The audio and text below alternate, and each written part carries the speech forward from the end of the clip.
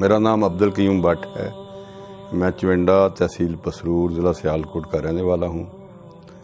चविंडा कस्बा जो है इस लिहाज से मशहूर है कि 1965 की इंडिया और पाकिस्तान की जो जंग हुई, जिसमें इंडिया ने 600 टैंक से हमला किया, वो चविंडा के मुकाम पर हुआ था। मैंने मैट्रिक 1963 में इस्लामिया तबलीगुल इस्लाम स्कूल चविंडा से किया। 1965 में मैंने FA किया इस्लामिया कॉलेज सियालकोट से, और BA किया मैंने 1967 में तालीम इस्लाम कॉलेज रबवा से, और 1969 में आफ्टर 2 इयर्स मैंने MA किया Punjab university new campus Lahore से, और उसके 2 साल बाद 1971 में मैंने लॉ किया, और 72 से लेकर आज तक मैं वकालत कर रहा हूँ। तकरीबन 46 या 47 इयर्स हो गए हैं, और अब इस वक्त मैं पसरूर बार एसोसिएशन का प्रेसिडेंट हूँ। मेरा ताल्लुक पैदाइशी तौर पर कादियानी ख़ानदान से है। मेरा बाप दादा, बल्कि शायद उससे पहले भी, ये तमाम जो लोग मिर्ज़ा ग़ुलाम अहमद की जिन्होंने इब्तदा में ये हुए कादियानियत इख्तियार की, तो ये मेरा उस ख़ानदान से ताल्लुक़ है। और चविंडा में एक बड़ी फैमिली समझी जाती है, सियासी लिहाज से, अफरादी क़ुव्वत के लिहाज से, माशी लिहाज से भी। इस्लाम कबूल करने की मुख्तलिफ़ वजूहात हैं। मेरे दामाद जो इरफान महमूद बर्क साहब हैं लाहौर वाले, इनके साथ हमारा ताल्लुक़ या रिश्ता 12 साल से है। यानी आप कह सकते हैं कि 12 साल कबल मेरी बेटी, उसने इस्लाम कबूल किया। इनका ताल्लुक़ रिश्ता मियाँ बीवी का कायम हुआ। तो 12 साल से इरफान महमूद बर्क साहब जो हैं, ये मुसलसल मुझे और मेरी फैमिली को ख़त्म नबूवत के मामले पर और तबलीग इस्लाम के मामले पर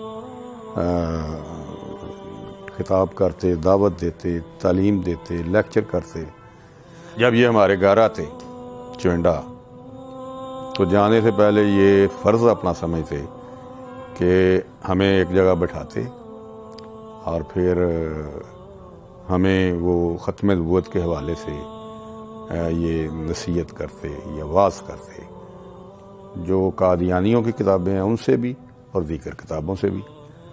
तो फिर ये जाते। इसके बाद जब फ़र्ज़ करें हम इनके घर गए हैं लाहौर, तो वहाँ से जब आए हैं, तो जब उस वक़्त तक हमें ये नहीं आने देते थे जब तक हमें बिठाकर ख़त्म नबूवत पर ये वाज़ तलकीन नहीं कर लिया करते थे। अब्दुल क़य्यूम भट्ट साहब मेरे फादर इन लॉ हैं, मेरे ससुर हैं। इनसे भी तकरीबन 12 साल पहले से मेरा ताल्लुक़ है। इनकी जो बेटी हैं, जो मेरी मिसेज़ हैं, अल्हम्दुलिल्लाह उन्होंने मेरे हाथ पे इस्लाम कबूल किया। तो हम अब्दुल क़य्यूम भट्ट साहब के लिए बड़े फ़िक्रमंद थे। उन्हें अल्हम्दुलिल्लाह हम इस्लाम की दावत देते, उन्हें बार बार उनके घर जाके उन्हें समझाते, ब्रीफ़ करते, मिर्ज़इयत के अकायद, इनके कुफ्रियात, मिर्ज़ा कादियानी की सारी ज़िंदगी, उसकी असल हकीकत, कादियानियत का अंग्रेज़ का खुद काश्ता पौधा होना, ये सारे हक़ाइक़ हम खोल खोल के उनको बयान करते। अल्लाह ने करम किया अल्हम्दुलिल्लाह कि उन्होंने हमारी दावत पे लब्बैक कहा, और अल्हम्दुलिल्लाह उन्होंने अपनी फैमिली समेत मिर्ज़इयत पर लानते भेजकर सच्चे दीन इस्लाम को कबूल कर लिया। ज़ाहिर है इसके अलावा मेरी बेटी है, उसका अपना रोल था। वो भी मुझे टेलीफोनिकली और वैसे भी सामने आमने जब भी होते, तो वो बहुत ज़्यादा परेशान होती थी कि आप कुफर में रह रहे हैं तो आपका क्या बनेगा, ना इस जहान में भला है ना अगले जहान में भला है। बल्कि टेलीफोन पर रोती भी थी।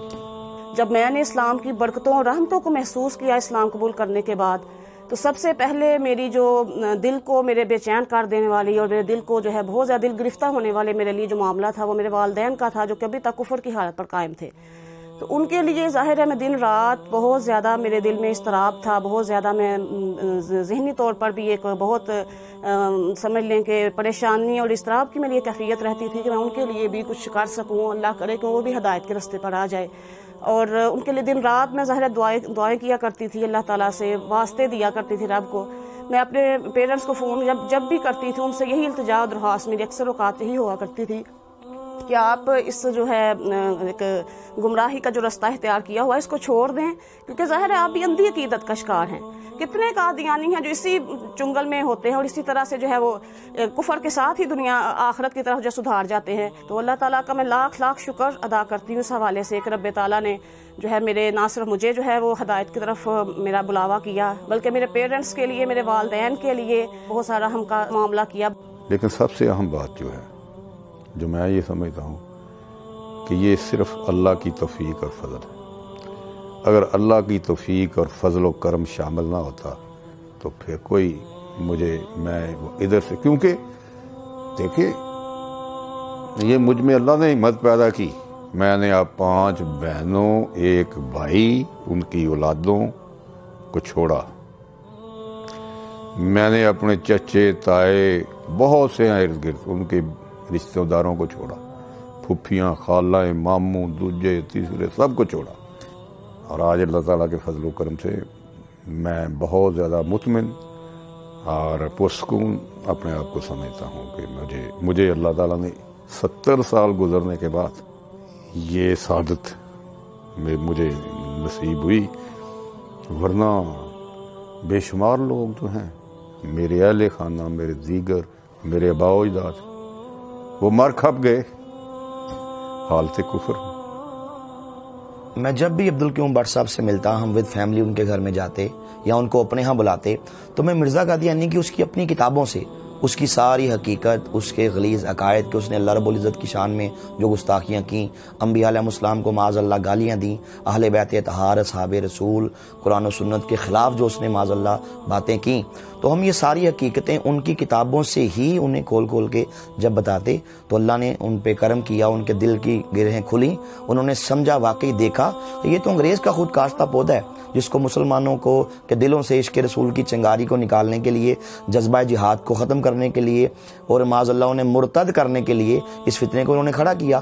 الحمدللہ انہوں نے اس ساری بات کو سمجھا، انہوں نے خود سے دیکھا، خود بہت سینئر لائر ہیں، تو اللہ نے ان پہ کرم کیا کہ انہوں نے الحمدللہ اسلام قبول کر لیا۔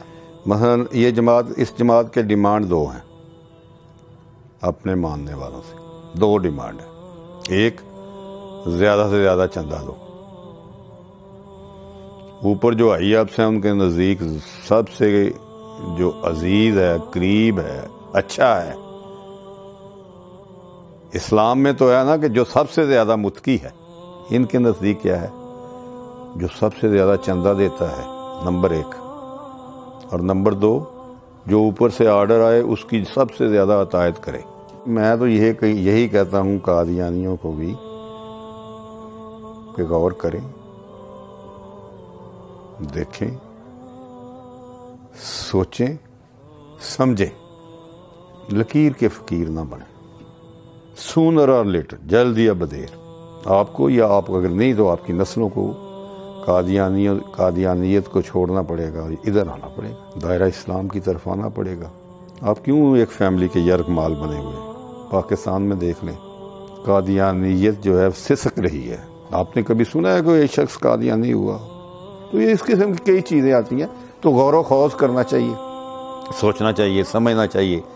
ایمان جو ہے اگر فرض کریں آپ کسی کی کل ڈیتھ ہونی ہے، آج وہ ایمان قبول کر لیتا ہے تو یہ بھی اس کا بھلا ہو جائے۔